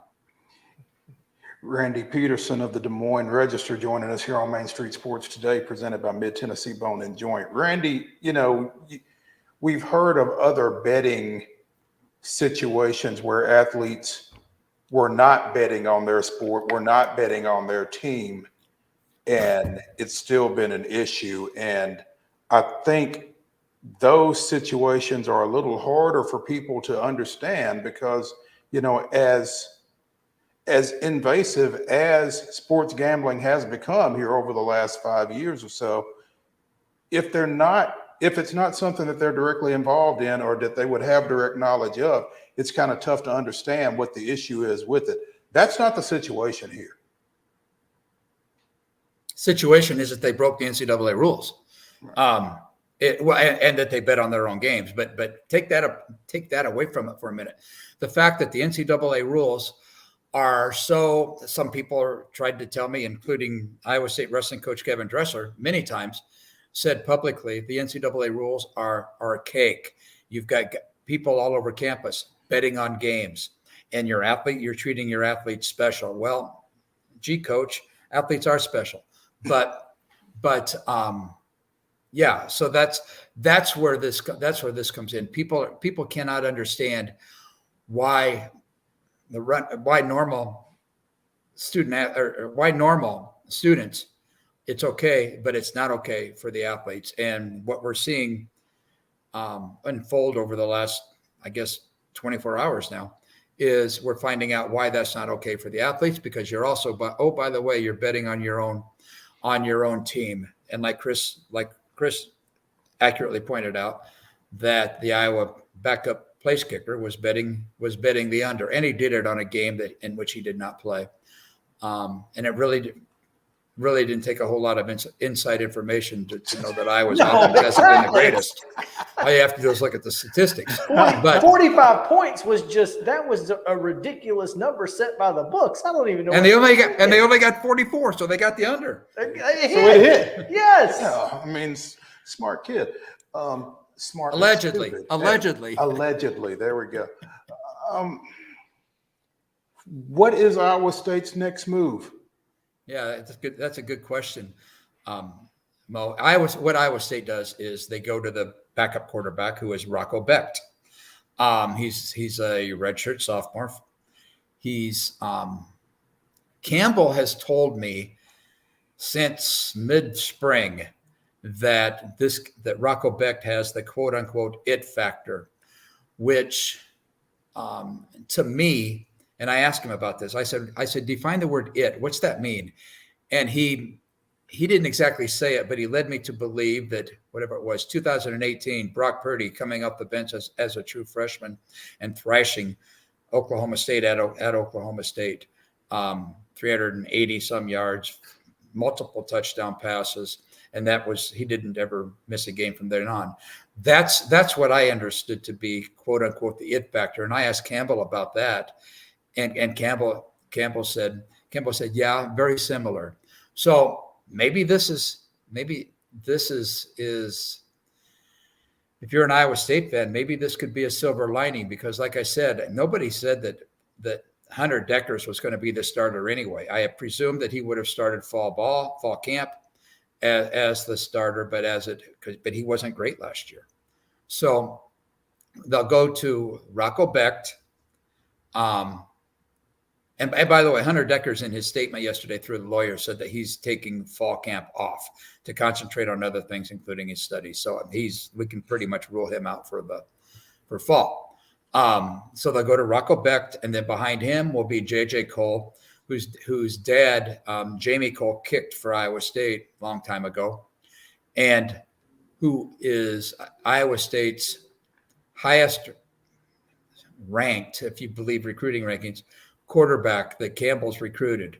So, and he's 6'7" kid. He's strong. He's strapping. So he's got the body right now to play. And plus, he entered Iowa State in the spring. So he had a full spring ball. He's worked out in the weight room with all the guys. He's got to know the guys. So I think that transition will be, in that respect, as far as his body is concerned, that's going to be pretty good. Because like I said, he's very sturdy right now anyway, 6'7", 240 or so. It's just a matter of getting used to playing at the college speed. A long time ago, I remember Monte Morris, who's the best point guard Iowa State ever had and who's making a lot of money now in the NBA. I remember Monte's freshman year, his first year out of high school in Detroit or Romulus or someplace like that, I think. Monte wasn't all that great, but it took a while to get going. And Monte he'll have his jersey hanging in the rafters eventually with Jeff Grayer and Fred Hoiberg and some of those people at Hilton Coliseum. But so it's going to take J.J. Cole some time, but it would not shock me if J.J. Cole by midseason isn't actually fighting to be the starting quarterback, isn't actually in real competition. So that's kind of where they're going right there. And I have no idea what they're going to do with running backs. Iowa State starting running the starter, Jairell Brock. He's an injury. He's been injury prone. Backup Cartavius Norton. He's been injury prone. His backup Eli Sanders. Oh, he's been injury prone. Iowa State may have to resort to a true freshman running back, which in a year you're trying to bounce back from 4-8. John Haycock is one of the greatest offensive or defensive coordinators in the country, but my gosh, and his side of the ball is once again going to be the strongest part of the team. But my gosh, if they need to start scoring touchdowns too, I guess. So none of the NCAA nor Iowa State has sanctioned anyone that's been involved in this to this point? Not yet, no. To the best, as of an hour ago, they hadn't. No. No, and I think what they're doing is, and I don't know this, but I'm just guessing they're waiting for the NCAA, and we all know how NCAA investigations can go. Well, that could go towards the middle of the season, and I don't mean to interrupt you, but if there's any suspicion, of some players who may have been eligible who may have been contending for playing time on the football team, I'd pretty much guarantee you that they're not going to play, because Iowa State's not going to, or anybody in the country wouldn't do this. They're not going to play players, excuse me, that could end up being ineligible, which could, if you win those games in which they played, could cause you to forfeit those games, which could lead to institutional control, which could lead to Lord knows what. So it's going to be very interesting to see how Iowa State's roster shapes up on September 2nd against a Northern Iowa team that Iowa State has trouble with quite often. Yeah, but it's not just the NCAA investigating this thing. Like I said, the IRS is involved, because all of these guys are placing underage bets under other people's names, which means any winnings are taxed on whoever's name they placed it under. That's a great point. And so you get the IRS involved, somebody's getting shut down. So there are levels to this thing that we haven't even touched yet. And it's going to be one of the most explosive.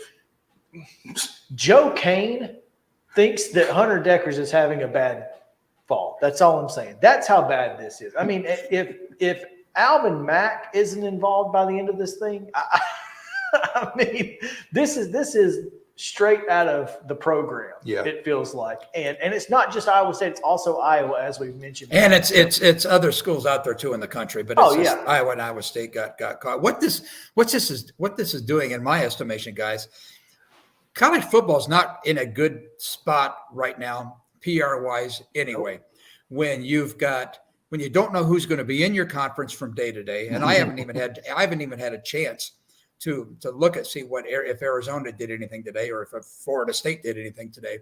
But you get my point. You don't know who's going to be in the conference from day to day. You don't know what athlete's going to be at what school from day to day because of the guideless transfer portal. And I have nothing against the transfer portal if it would have guidelines. You've got athletes primarily in football, but some basketball as well, getting millions of dollars to come to transfer. I mean, and now you've got fans sitting in the stands. If there's an errant play out there, fans in the stands who are paying big bucks to go to games are going to be wondering, was this errant play? Was this bad play intentional? Or did this defensive back actually miss a tackle? And he tried. I mean, and I just use that as an example. So you're going to have all kinds of speculation about that from fans. So I think college football, at least for a while, is going to be stained quite a bit from this. Certainly could be. I'm not surprised because college age kids make really dumb decisions all the time, like on a daily basis. Sure. But when you have a level of security in that student athletes have every opportunity to ask somebody if something is okay.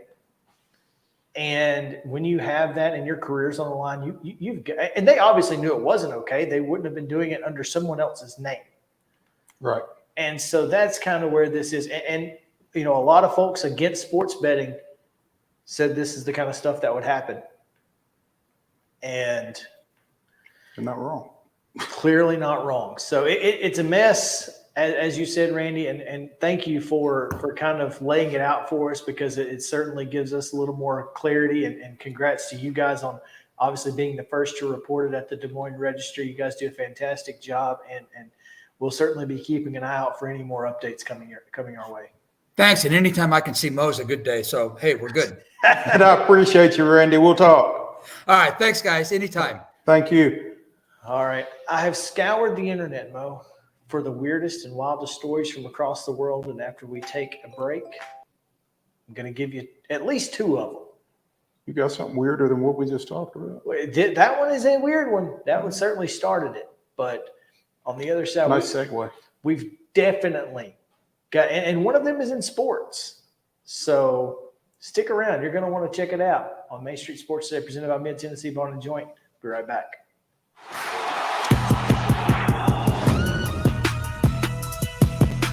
Mid-Tennessee Bone and Joint treats your orthopedic injuries and existing conditions. Our trained physicians will get you back in the game faster.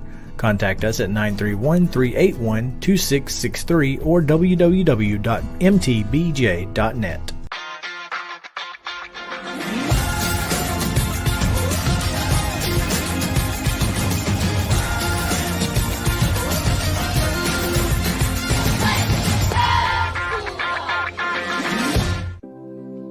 Custom Stone Handler supplies over 600 distributors and suppliers with quality stone products. Along with River Stone, we produce and distribute over 100 building, landscape, and other bulk products. Our goal is to provide quality products, service, and partnerships to ensure our customers' success. We firmly believe that the measure of any person or company is how they treat other people and customers. Give them a call at 931-490-4990 or visit CustomStonehandlers.com. With Lee Company technology, the best handymen are hands-off. Lee Company techs have been using visual findings and other smart technology tools for years to add transparency and virtually take customers along. You see what we see, whether we're in a crawl space or on a roof. With Lee Company, technology helps us help you, no matter what's happening in the world or at your house. You can't see the sights without the sounds. From the crack of the bat to the roar of the crowd and everything in between, discover what Hit City has to offer. Spend your nights cheering on the Nashville Sounds at First Horizon Park with giveaways, fireworks shows, theme weekends, and more. Single game tickets are on sale now. Visit NashvilleSounds.com to claim your seat today. Piggly Wiggly, located in Neely's Mill Shopping Center, is Columbia's locally owned and operated Cost Plus 10 grocery store dedicated to serving the community with low prices and smiling faces. Piggly Wiggly offers fresh, hand-cut meats daily as well as daily hot plate lunches from their deli counter. You're certain to see smiling faces and a helping hand when you're here at Piggly Wiggly. Come by and check out our fresh produce, high-quality meats, and more. Down home, down the street, we'll see you at the Pig. Mid-Tennessee Bone and Joint has been the official sports medicine provider for Murray County Schools for more than 40 years. We specialize in orthopedic service, and our Ortho Quick Walk-In Clinic lets you bypass the ER. Visit us online at www.mtbj.net.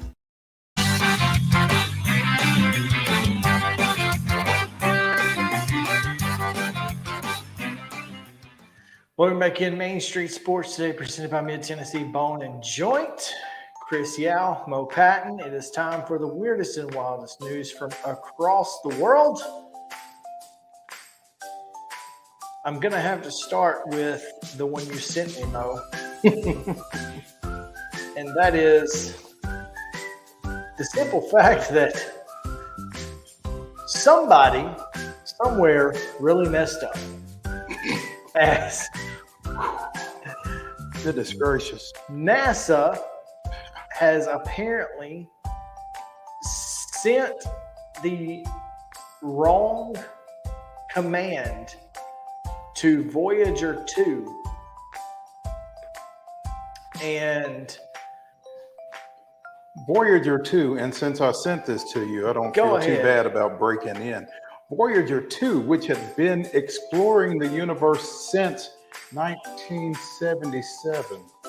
That's 45 years 1977. for the mathematically challenged.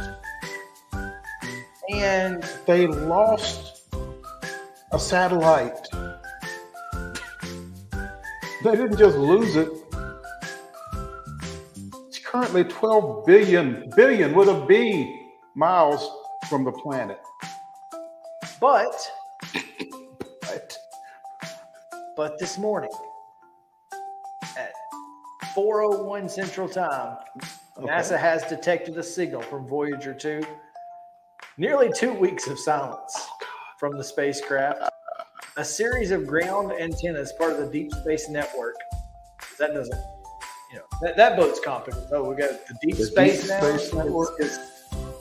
It's registered a carrier from Voyager 2 on Tuesday. It's a bit like hearing the spacecraft's heartbeat, it confirms. But it is 12.3 billion miles away from Earth and is one of only two man-made spacecrafts to have ever flown past Uranus. So they have received a signal from it. So is it back under? Apparently they know where it is. I don't know if they can get to it, but it's Voyager 1 is still broadcasting and transmitting data fine from a slightly farther vantage point of 15 billion miles away. So the command mix-up means the Voyager 2 was not able to transmit data back to Earth, but it also foreshadows the craft's inevitable end an estimated 3 years from now. Someone at NASA accidentally sent the wrong command. That's right. And how would you like to be that person? Commands are vetted.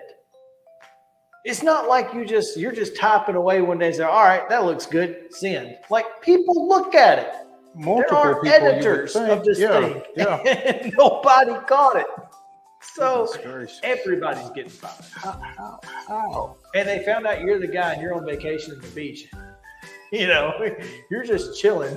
You see the notification come across your NPR app. Yeah. It says Voyager 2 lost. And at that point, you get a text message.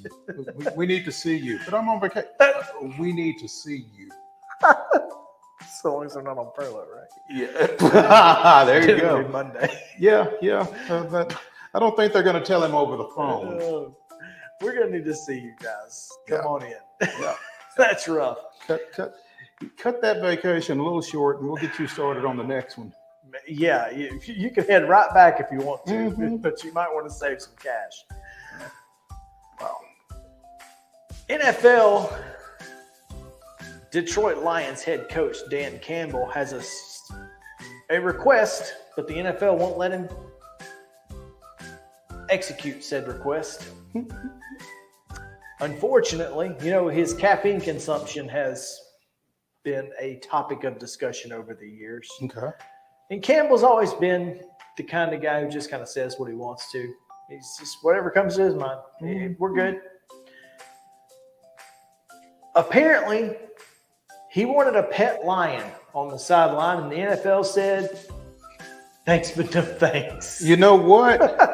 there was a time when a former Detroit Lions player could have accommodated that request for him because they had one.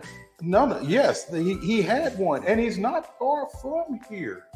Oh no, is there a line nearby that I need to know? There might be.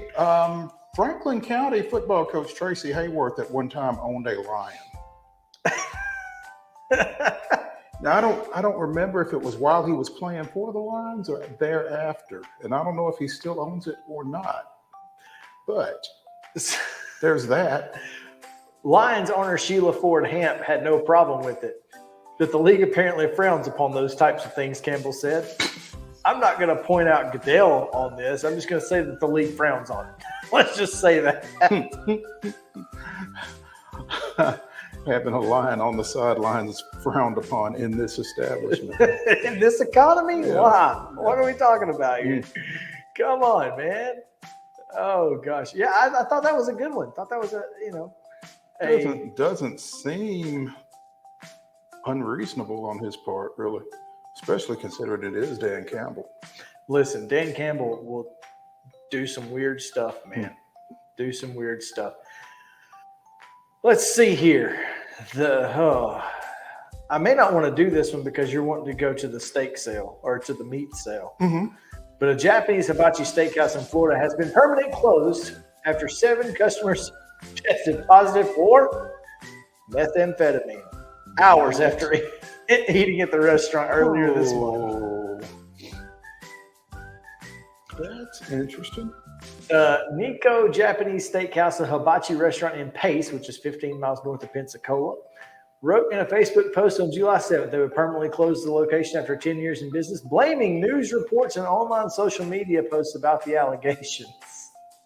Santa Rosa Sheriff's Office opened an investigation on July 10th after 2 groups of people who were seated together and ate at the restaurant reported feeling drugged or odd after eating at the restaurant the day before. Both members went to the hospital where 7 people tested positive for methamphetamines. A to-go container of food from the restaurant was tested and came back presumptive positive for meth. So, there you go. No arrests were made, no criminal charges filed, and